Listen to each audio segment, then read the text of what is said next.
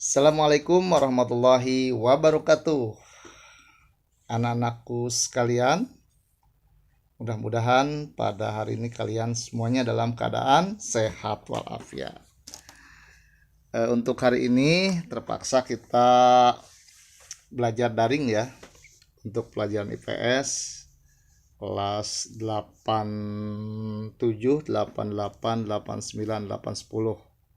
Alhamdulillah pada hari ini Bapak mengajar full ya di 4 kelas.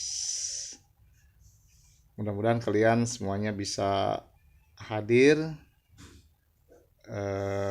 menonton dalam pelajaran IPS ini. Mata pelajaran IPS pada hari ini kita masih membahas tentang penguatan ekonomi maritim dan agrikultur di Indonesia. Masih ingat ya? Sudah dipelajari, tinggal sedikit lagi kita kembali mengingat tentang materi ini.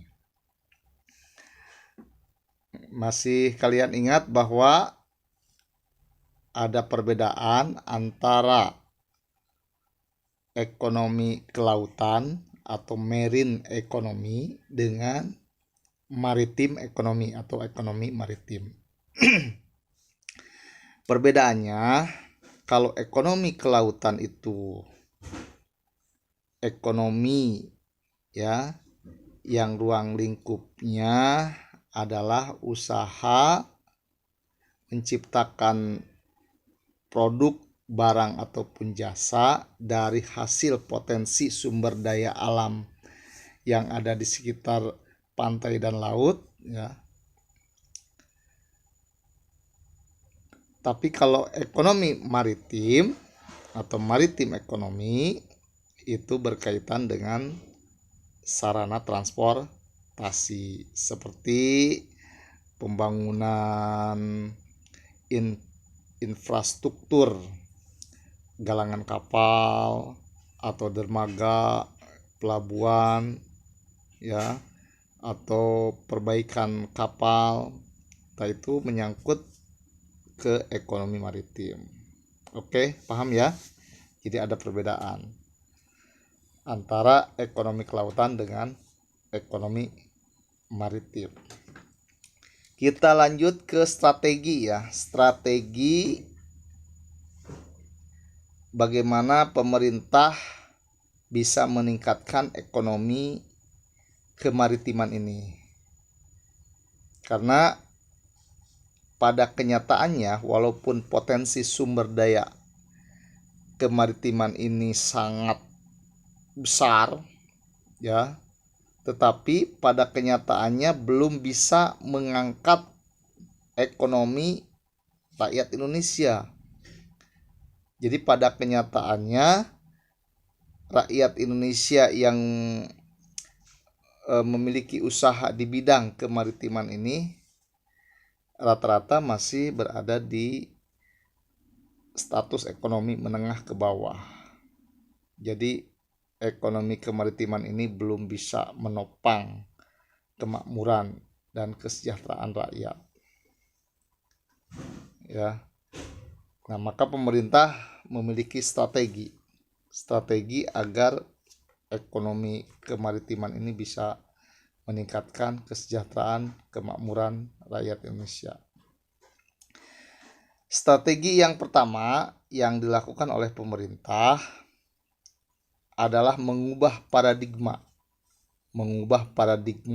dari ekonomi daratan menjadi ekonomi kelautan. Jadi dialihkan, diubah paradigmanya, pemikirannya dirubah. Yang tadinya pemerintah itu banyak terfokus kepada ekonomi daratan, sekarang coba bergeser ke ekonomi lautan.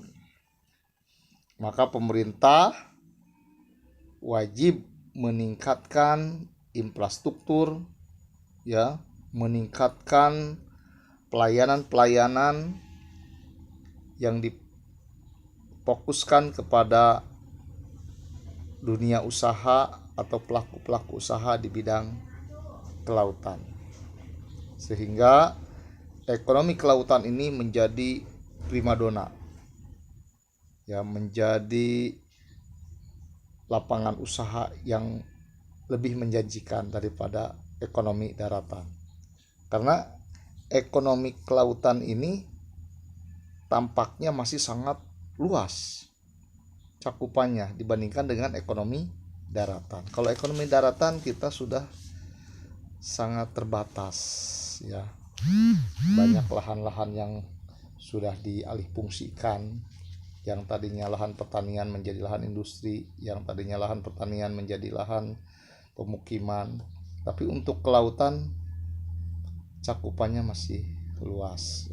Itu yang menjadi pertimbangan pemerintah mengubah, ya, fokus dari ekonomi daratan menjadi ekonomi lautan. Strategi berikutnya adalah memberikan subsidi kepada para nelayan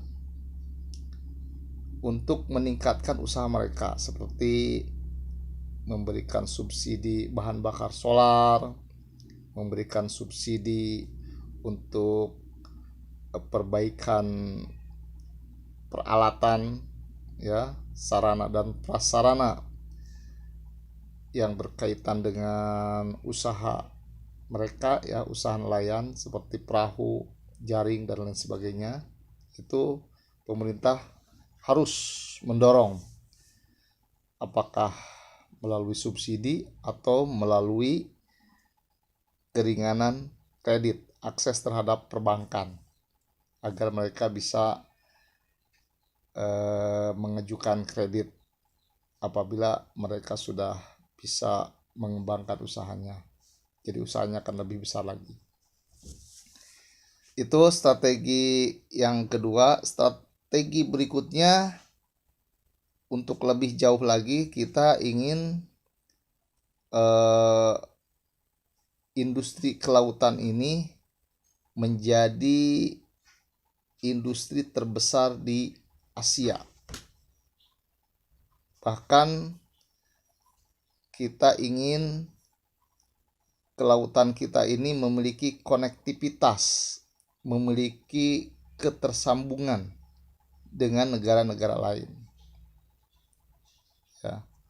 Jadi adanya konektivitas ini akan meningkatkan pemasukan atau devisa bagi bangsa Indonesia dari hasil usaha di sektor pariwisata atau usaha di bidang sarana transportasi, seperti misalnya kegiatan ekspor impor atau kegiatan transit barang dari negara satu ke negara lain melalui Indonesia. Jadi kita tidak boleh kalah dengan negara Singapura.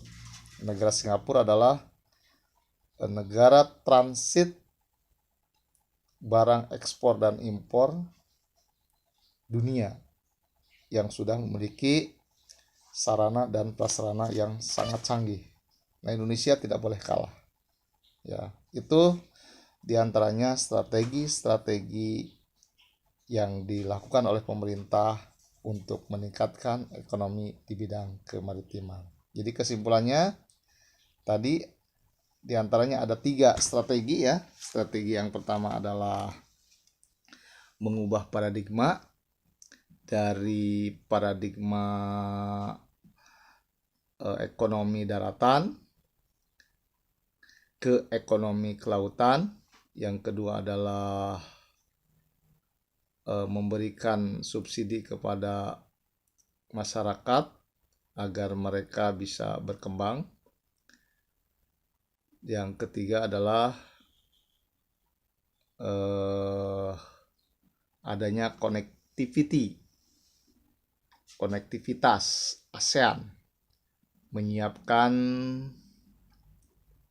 5 pelabuhan besar di Indonesia yang nantinya bisa dijadikan sebagai transit kegiatan ekspor dan impor.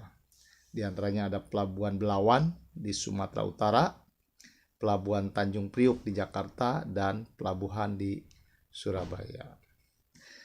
Demikian anak-anakku sekalian, materi tentang strategi yang dilakukan oleh pemerintah di bidang kemaritiman untuk penguatan kemaritiman. Terima kasih atas perhatiannya. Semoga kalian semua selalu dalam keadaan sehat, tetap semangat dalam belajar.